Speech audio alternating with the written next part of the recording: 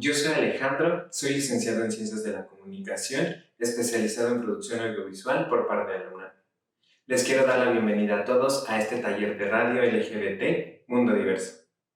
En esta primera cápsula abordaremos qué es la radio, conoceremos su historia de manera breve y conoceremos las características que componen a este medio de comunicación. La radio tiene dos definiciones. La primera definición es de carácter técnico. La radio es la tecnología que posibilita la transmisión de señales mediante la modulación de ondas electromagnéticas. Estas ondas no requieren un medio físico de transporte, por lo que se propagan a través del aire. La radio, como medio de comunicación, se basa en el envío de señales de audio a través de ondas de radio o también mediante otras formas de envío a distancia, como por ejemplo la radio por internet, donde su finalidad es informar, educar, entretener, orientar y promover. La radio tiene sus orígenes en 1873, cuando el físico escocés James Clerk Maxwell formula la teoría de las ondas electromagnéticas, la cual es la explicación científica de la radio y de cómo trabaja. En 1888, el físico alemán Henry Hertz descubrió las radioondas, cómo producirlas y cómo detectarlas, además de ser el primero en transmitir ondas de radio. En 1895, el italiano Guglielmo Marconi construyó el primer sistema de telegrafía sin hilos, o mejor conocido como radiotelegrafía. En 1901, logra enviar señales a la otra orilla del Atlántico. Junto con Johannes Ambrose Fleming, su sistema tenía ciertas limitaciones. No se podía enviar palabras ni sonidos musicales. A partir de este punto, empieza la disputa de quién es el padre de la radio, como la conocemos hoy en día. Existen dos personajes importantes en la historia de la radio. El primero, Julio Severa Pardiera, ingeniero de Madrid, España, empezó a resolver los problemas de la telefonía sin hilos, logrando transmitir la voz humana sin hilos entre Alicante e Ibiza en 1902. Registrando su descubrimiento en 4 países: España, Inglaterra, Alemania y Bélgica. Por otro lado, Reginald Arkwright Friesen, inventor canadiense, fue el primero en experimentar con un transmisor a chispa de alta frecuencia, transmitiendo con éxito la voz humana el 23 de diciembre de 1900, a través de una distancia de aproximadamente 1.6 kilómetros, lo que parece haber sido la primera radiotransmisión de audio en el mundo.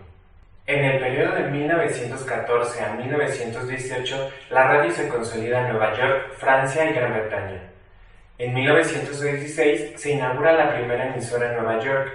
En 1920 comienzan las primeras transmisiones para entretenimiento en Argentina. La primera emisora de carácter regular e informativo es considerada por muchos autores la estación 8MK, hoy día WWJ de Detroit.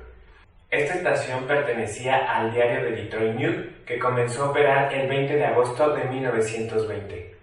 En 1921, la radiodifusión llega a México. Los hermanos Pedro y Adolfo Gómez Fernández instalaron su equipo de transmisión en la planta baja del Teatro Ideal de la Ciudad de México. Su programa se emitía los sábados y domingos de 8 a 9 de la noche y se mantuvo al aire del 27 de septiembre de 1921 a enero de 1922. En Monterrey, Constantino de Tárnava lanzó el 27 de octubre de 1921 su emisora TND, Tárnava Notre Dame, que estuvo al aire algunos meses. En ambos programas, las primeras emisiones fueron musicales, con la presencia de declamadores. Entre 1920 y 1930, en La Nación la radio fue principalmente experimental. Se transmitían segmentos musicales y culturales o eventos políticos específicos, por pocas horas y con periodicidad espaciada. En esos años surgieron estaciones que luego se convertirían en referencia, como la emisora de la fábrica de cigarrillos El Buen Tono, a la que le asignaron las siglas XCB, hoy la B Grande de México. Inició operaciones en septiembre de 1923 y es la más antigua del país. El 5 de febrero de 1930 surgió Radio Mundial XCN, el fonógrafo, la primera en ofrecer un servicio de noticias en la nación. En septiembre de ese mismo año comenzó a operar la XCW, que a diferencia de las emisoras de su época, contaba con una planta de 5.000 watts de potencia, con lo que logró un alcance nacional y más allá de las fronteras. Era escuchada desde Centroamérica y Sudamérica. De ahí que haya tomado el lema de XEW, la voz de la América Latina desde México, en el aire.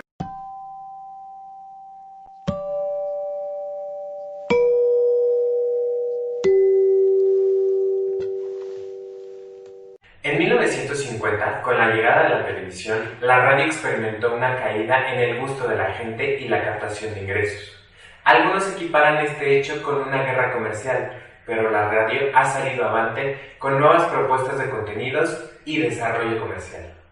Un suceso que marcó la importancia de la radio fue en 1938. El 30 de octubre, Orson Welles realizó el radioteatro La Guerra de los Mundos, relatando una supuesta invasión extraterrestre a la Tierra.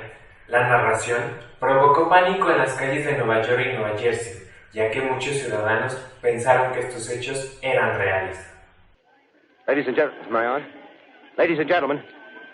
here I am, back of a stone wall that adjoins Mr. Wilmer's garden. From here, I get a sweep of the whole scene. I'll give you every detail as long as I can talk and as long as I can see. More state police have arrived. They're drawing up a cordon in front of the pit. About 30 of them. No need to push the crowd back now. They're willing to keep their distance. The captain's conferring with someone. Can't quite see who. Oh, yes, I believe it's Professor Pearson. Yes, it is. Now they've parted, and the professor moves around one side, studying the object, while the captain and two policemen advance with something in their hands. I can see it now. It's a white handkerchief tied to a pole. Flag of truce. If those creatures know what that means, what anything means. Wait a minute, something's happening. Humped shape is rising out of the pit. I can make out a small beam of light against a mirror. What's that? There's a jet of flame springing from the mirror, and it leaps right at the advancing men. It strikes them head on. Lord, they're turning into flames. Now the whole field's caught up by the woods, the barns, the gas tanks of the automobiles, spreading everywhere. It's coming this way now, about 20 yards to my right.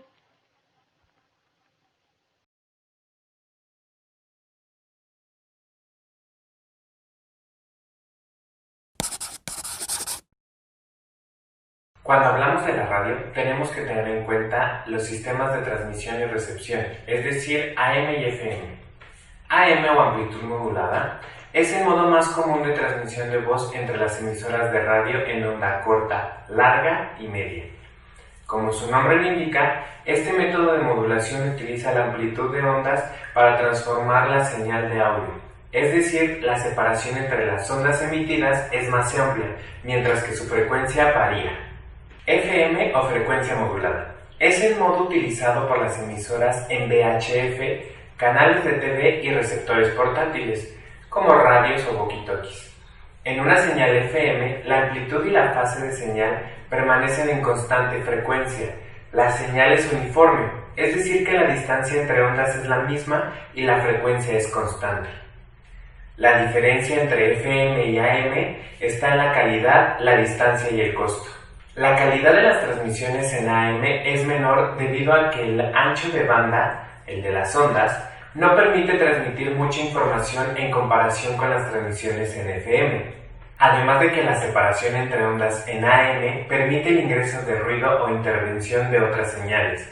Es por eso que se puede escuchar sucio el audio en una estación de AM, mientras que la distancia constante de las ondas en FM impiden a mayor medida la filtración de ruidos. Todo ese lío es lo que le está haciendo el campo magnético de los transformadores a la portadora de AM. Cuando la apago... En cuanto a la cobertura a distancia, la diferencia entre una y otra es grande, ya que pese a la interferencia que puede tener una señal AM, su alcance es mayor. Esto por la distancia entre ondas que permite un mayor alcance y rebote de señal sin interrupciones, permitiendo saltar obstáculos como edificios. En el caso de las transmisiones FM, la distancia es menor debido a que la separación entre ondas es reducida, lo que impide un mejor rebote de señal y la dificultad de poder saltar obstáculos. En cuanto a costos, las emisoras de AM son más caras, tanto en equipos como en su instalación. El mayor costo es el de las antenas, que supone un terreno amplio para levantar la torre y enterrar los radiales. Las transmisiones también son mucho más caras que las de FM. En tanto que el equipo de las estaciones de radio en AM es mucho más grande, también implica un mayor costo en electricidad y en espacio. En cuanto a términos legales, el costo más caro es en las señales de FM, debido a su gran demanda. En muchos lugares las transmisiones en FM están saturadas y nuevas radiodifusoras tienen que conformarse con una señal en AM. Hoy en día, la radio a través de Internet avanza a pasos agigantados.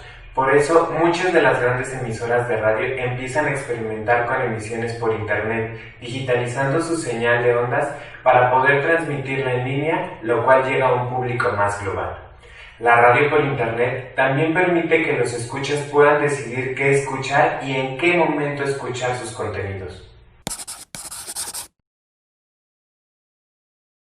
La radio tiene sus propias características. 1.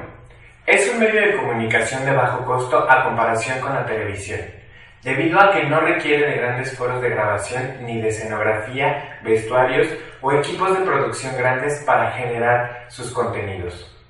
2. En temas de velocidad, la producción de contenidos radiofónicos no requiere de un proceso largo, debido a que su producción es más sencilla que cualquier otro medio. La información puede ser transmitida en tiempo real y sin tantos procesos o equipos especializados como en la televisión. 3.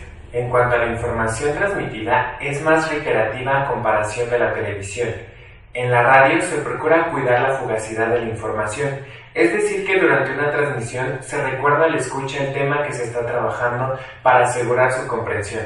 Además de que en temas de producción es más sencillo releer un guión radiofónico que poner reversa a un teleprompter en un programa de televisión. 4. Es un medio caliente.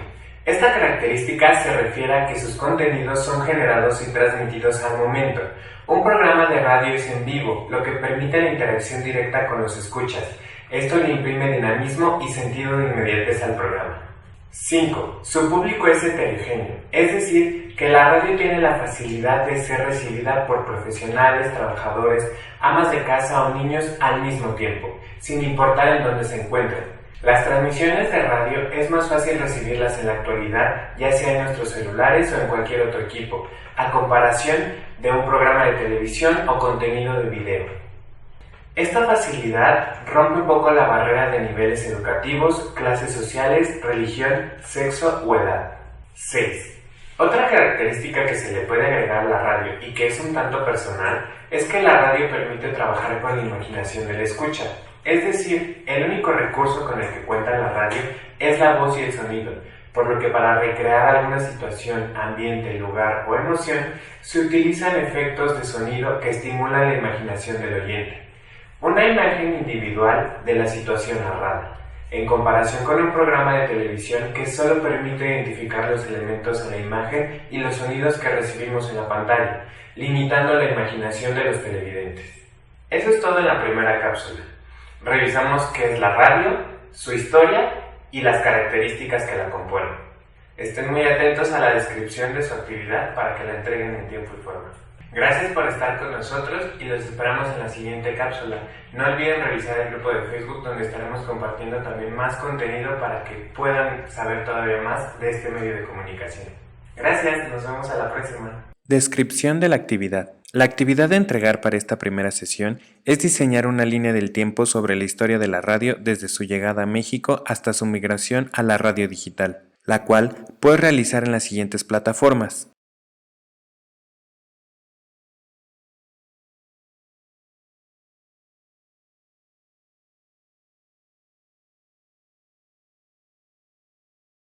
O cualquier otra de tu elección, PowerPoint o PDF. Para compartir tu actividad, deberás enviar un correo con tu nombre completo y la liga de consulta o archivo de tu línea del tiempo. La fecha de entrega es el lunes 20 de julio del 2020.